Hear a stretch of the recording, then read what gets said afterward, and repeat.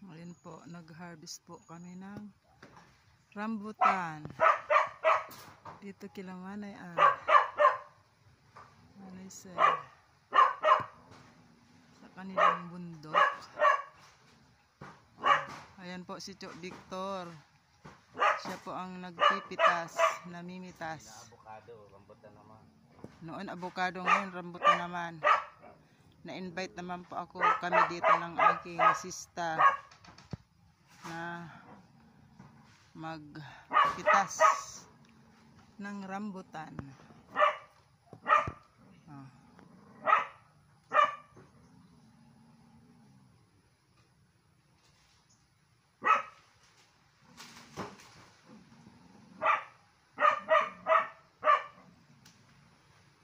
Medyo ano lang po, maliit yung pangsungkit.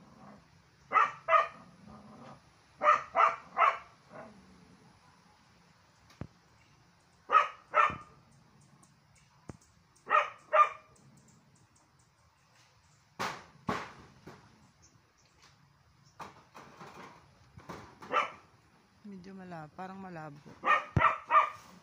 Yun.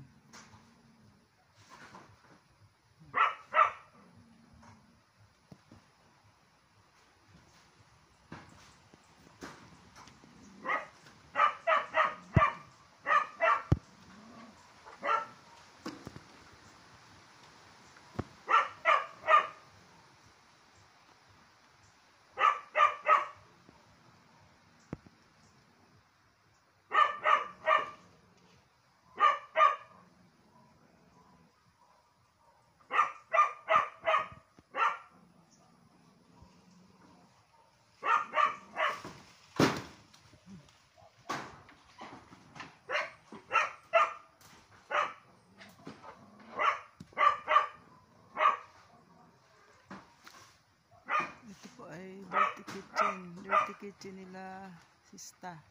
Marami po ditong mga panggatong kahoy. Libre po dito mga panggatong.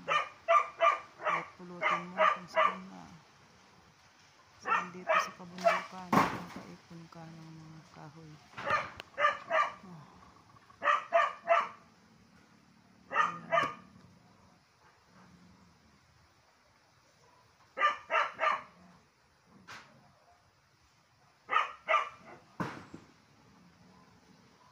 Mayahina ang pansungkit.